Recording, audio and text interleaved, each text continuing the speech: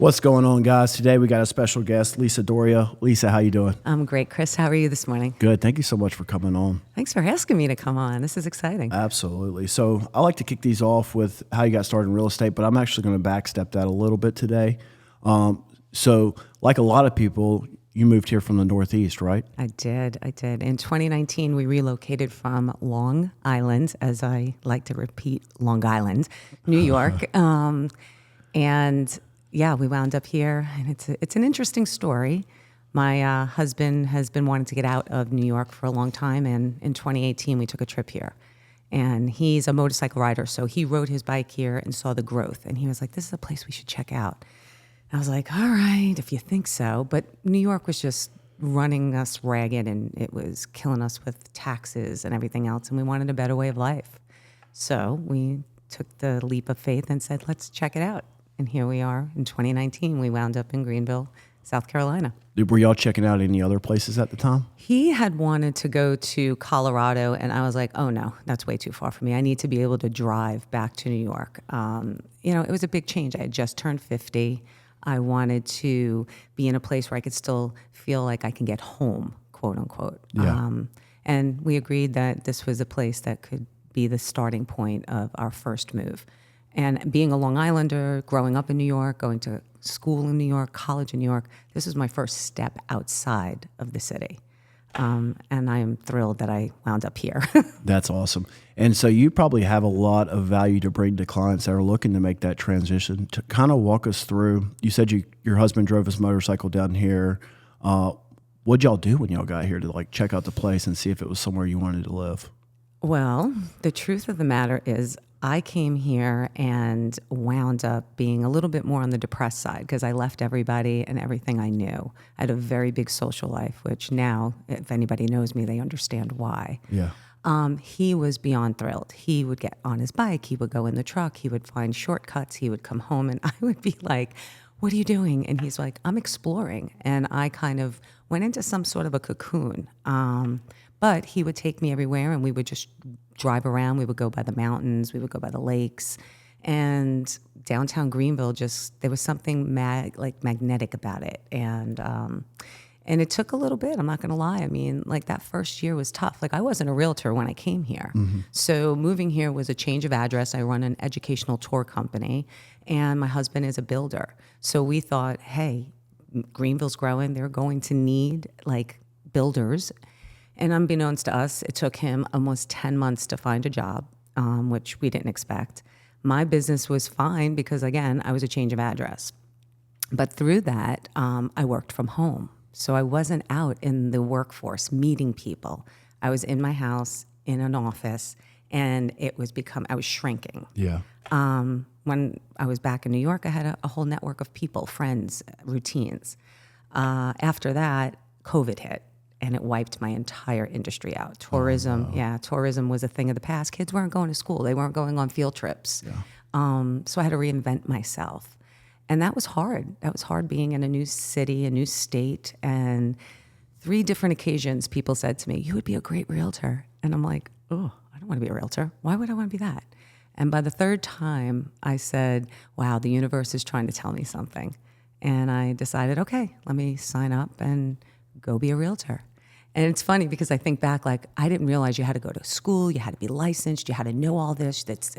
I sat back and was like, oh, I could show a house. I'm good at that. I'm good with people.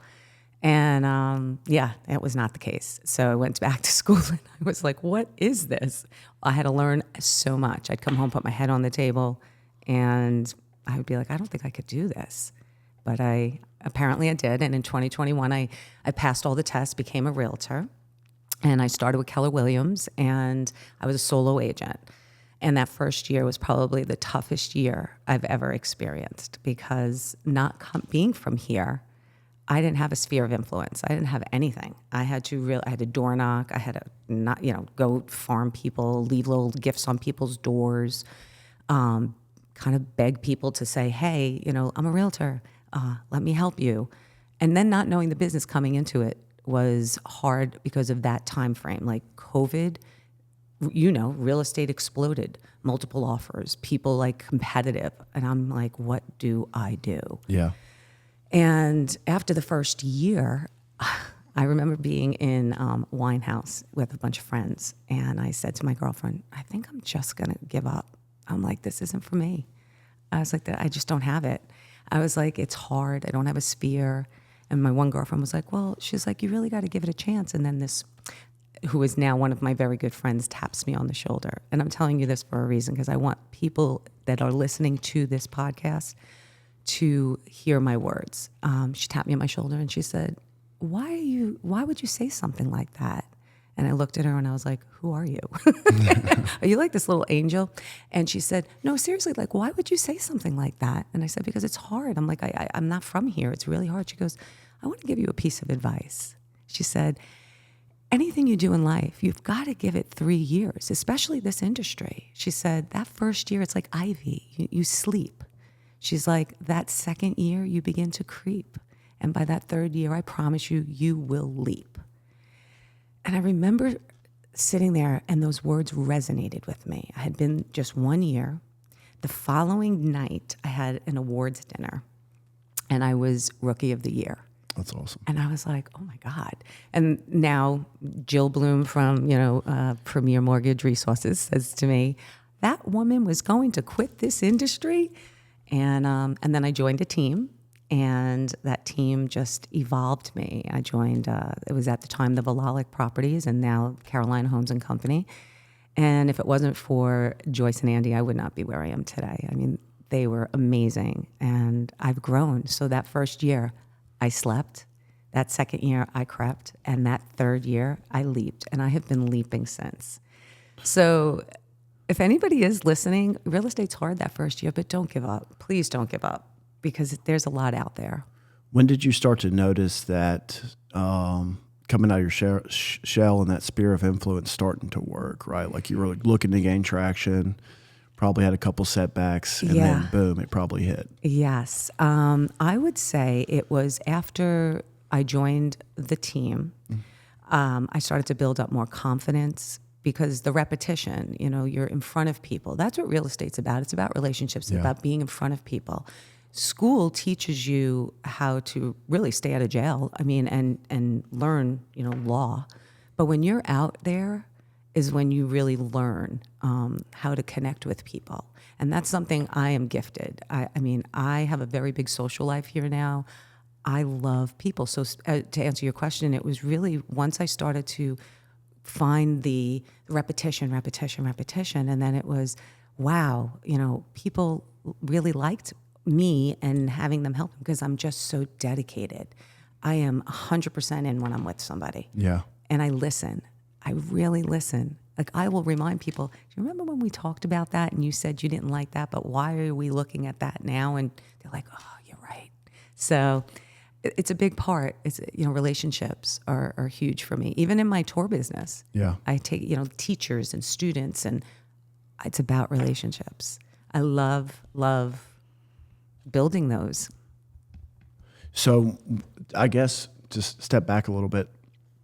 COVID kind of forced you into real estate. Mm-hmm. Is that right? Yes, 100%. Okay. And like you said, you jumped into a market where there's multiple offers and you're trying to survive as a first-time agent. Yes. Walk us through that a little bit. Tell us about your first transaction. Oh gosh, my first transaction. First off, nervous wreck, like sweat beads, everything.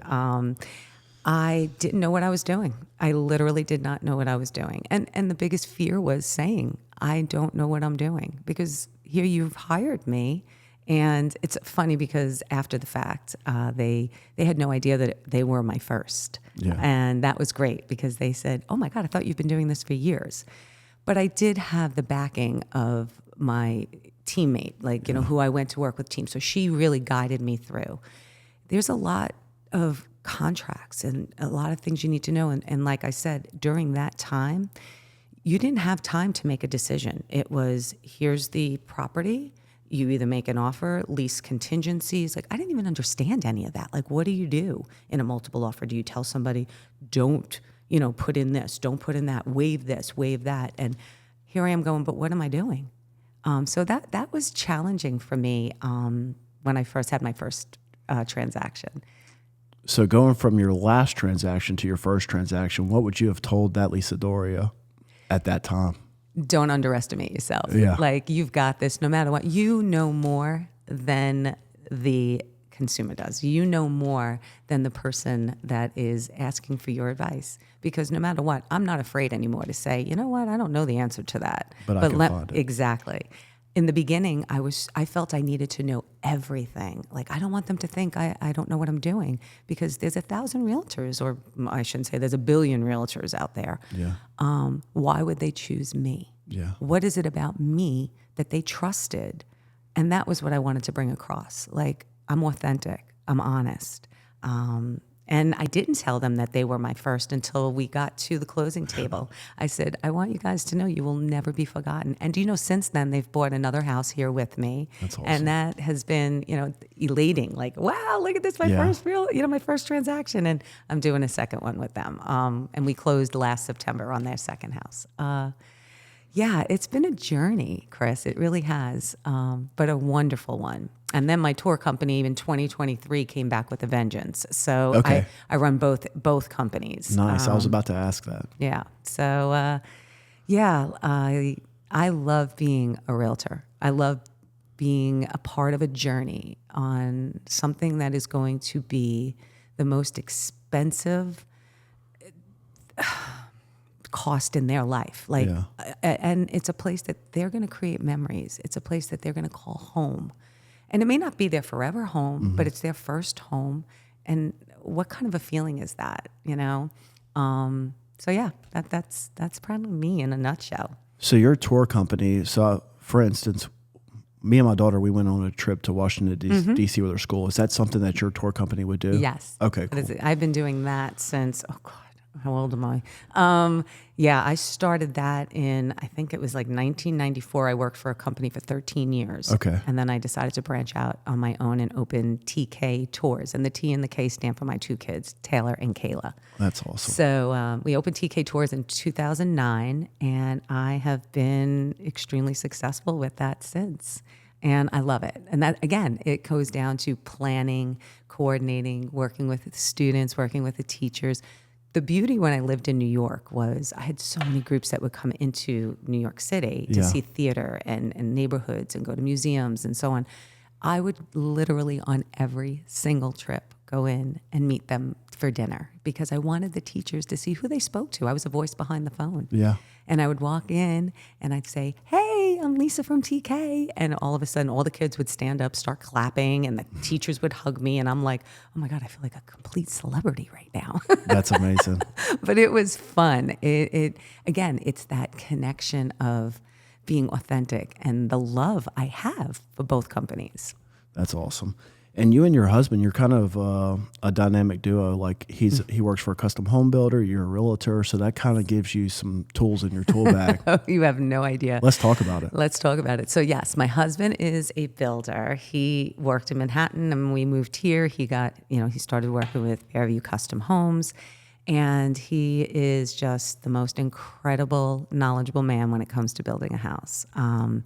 When I'm unsure of properties, I'm like, babe, get dressed, we're going. And he'll come with me, and he's a phenomenal resource. He teaches me every day.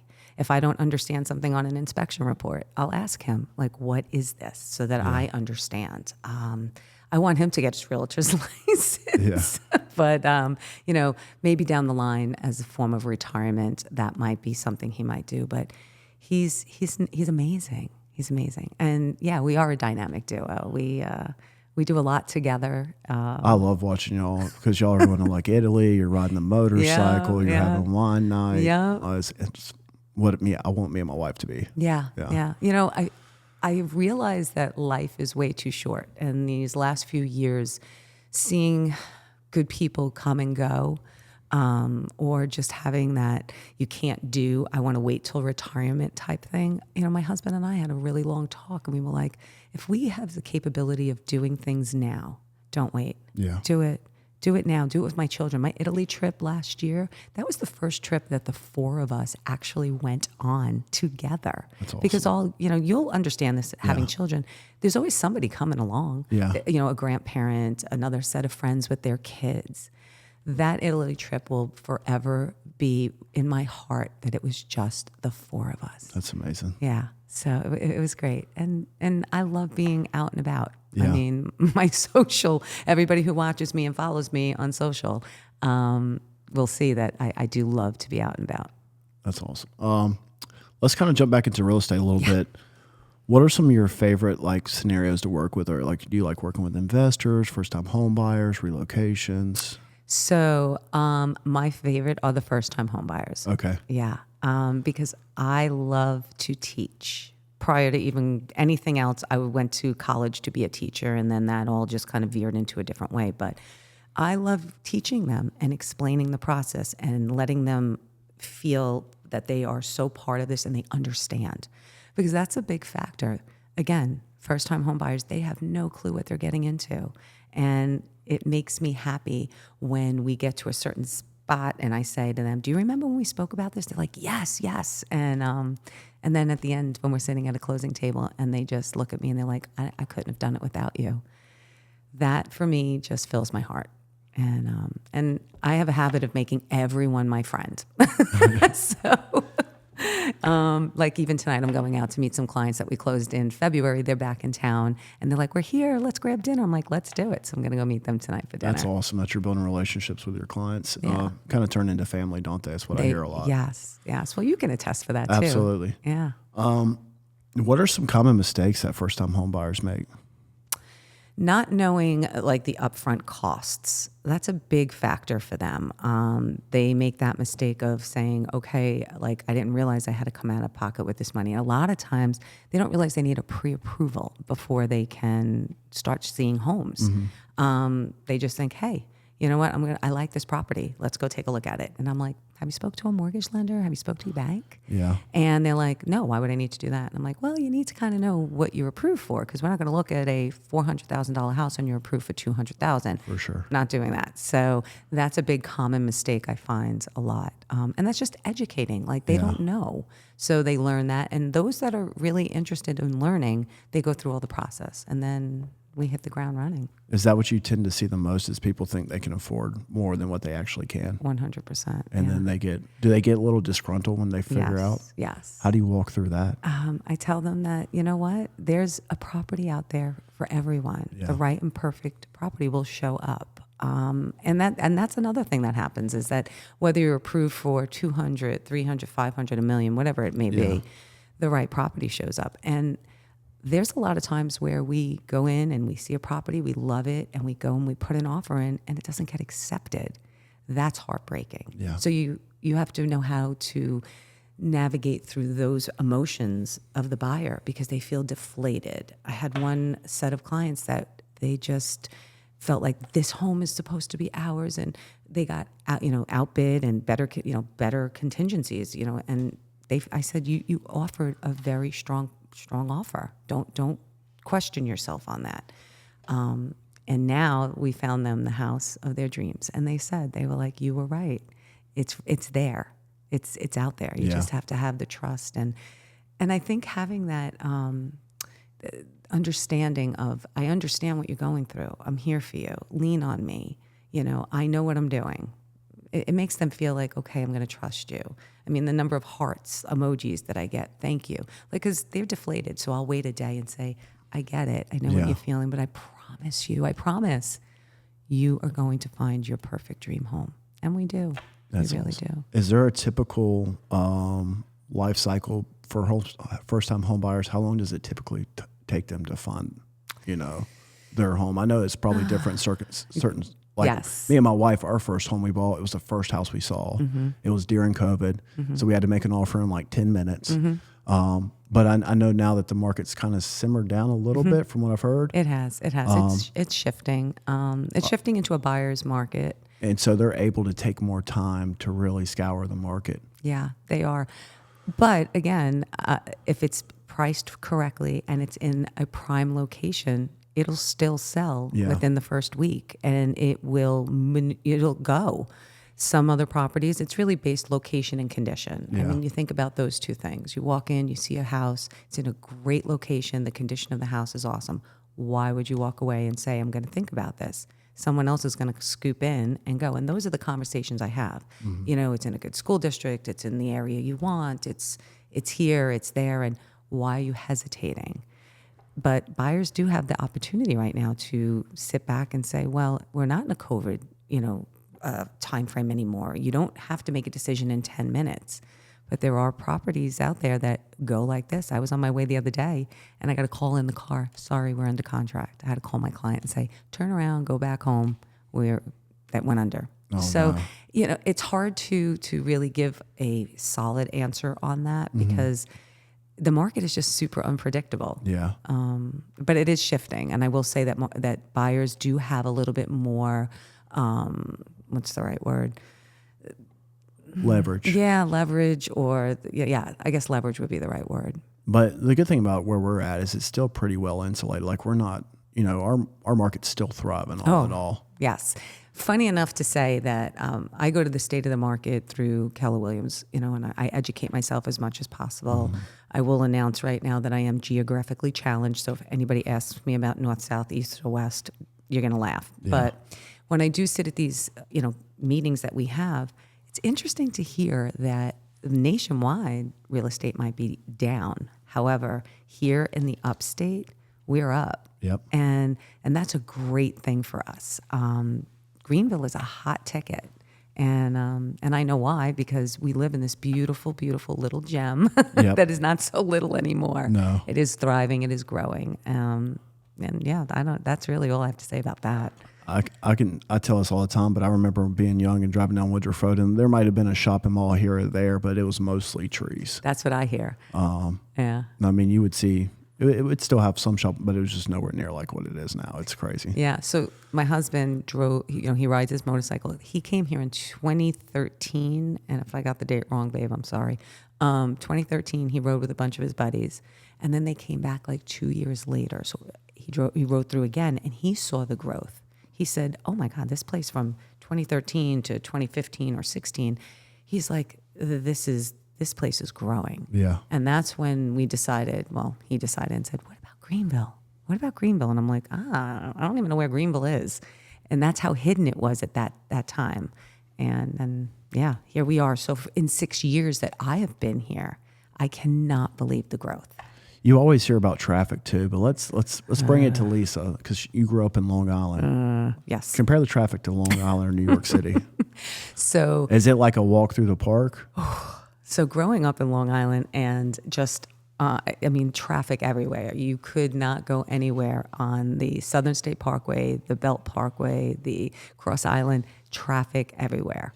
The one thing when we moved here was we would get on 85 at 5 p.m. and I'm just braking to say, okay, let's see what kind of traffic we're going to have. And we would zip in from 85 to 385 into the city, and we were in there in like 15 minutes.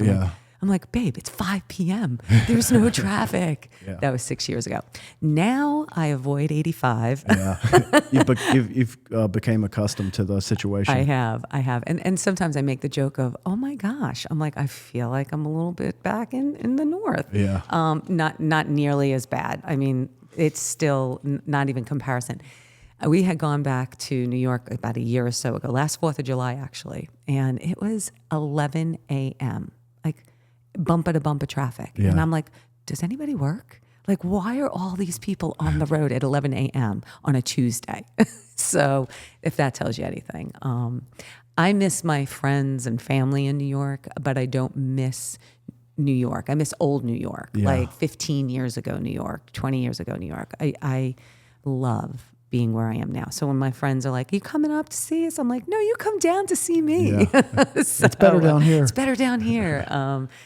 So. What are some of your favorite areas in the upstate right now? Ooh, what are some of my favorite areas? Well, I love downtown Greenville. It has, my husband and I are big foodies. Yeah. So we love to go out and try new restaurants and so on.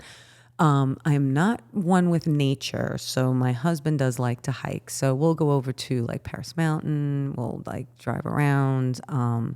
I like the lakes. I am a big lake girl. Coming from Long Island and all beaches, I don't miss the beach at all. I have truly come to love the lakes and float. And so yeah, I love Lake Kiwi. I love going. Where else do I love to Have you been to Jocassee? I have not yet. Oh my That is gosh, on you our have to list check it this out. summer. It is so pretty. Yeah, yeah. If you catch it on the right day, I mean, you can. It's the water's crystal clear. That's what I hear. It kind of reminds me of Lake Tahoe a little bit on a small scale. I haven't been there, so Yeah. yeah, that's awesome. Water's super cold, so make sure you go on a hot day. Heard that. Heard it's okay. Here's a good one. I heard it's more north. Yes. So it's a little bit colder. And they all feed into each other. So Jocassee and it yes. feeds into Kiwi and And the then Kiwi feeds to Hartwell. Yeah. So yes. But yeah, we love the lakes. Trying to think where else. I mean, we do a lot of day trips. Like my husband, we'll go up to Brevard. We'll go to Caesar's Head. Cashiers. Cashiers. Yeah, we were there last weekend on the motorcycles. I like that So place. It's that was cool. Highlands. Highlands, That's a lot of fun. What I think I love most about this area is you're conveniently located to so many places. Yeah. If you're a beach lover, you may not love the upstate.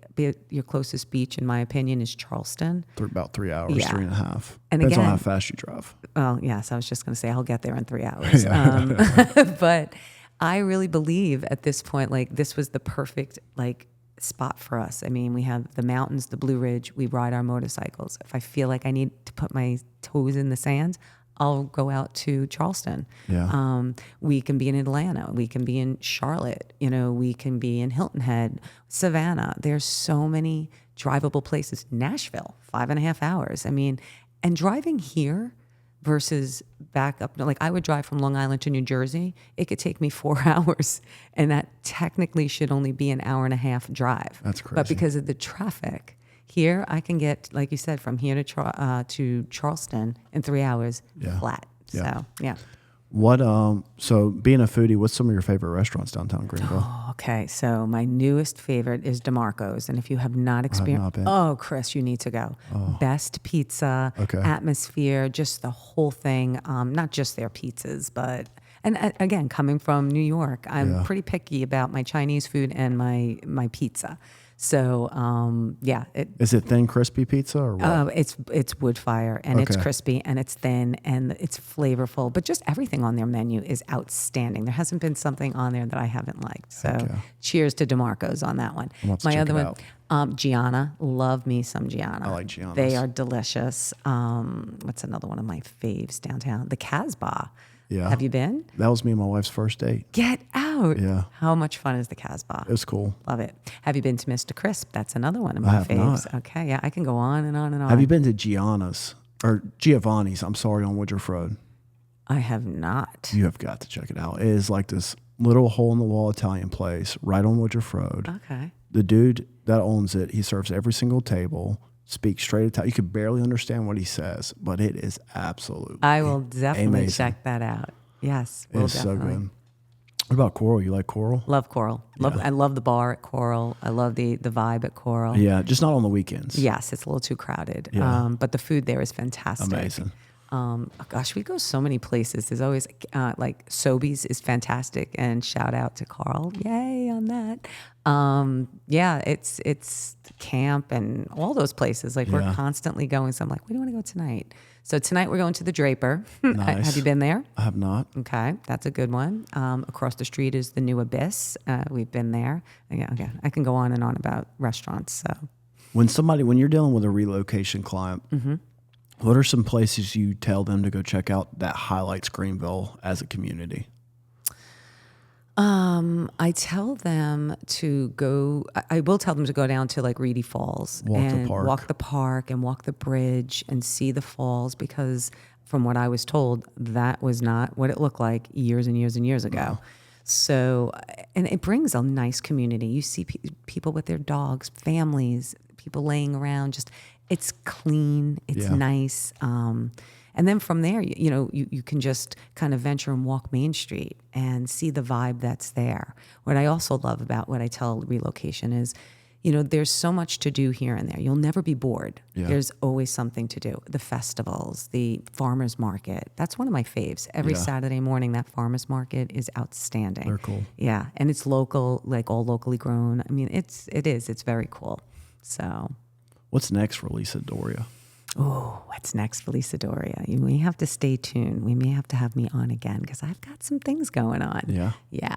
I'm super excited. Yeah, me too. Awesome. Well, if somebody is looking to find you, where can they find you at? Well, you can find me on Facebook, Instagram. Those are my two faves. Is it just Lisa Doria on those? Lisa, well, my personal is Lisa Bolello Doria, but Lisa Doria Realtor at KW. Yeah, I'm pretty easy to find. You can just put Lisa Doria and I pretty much come up.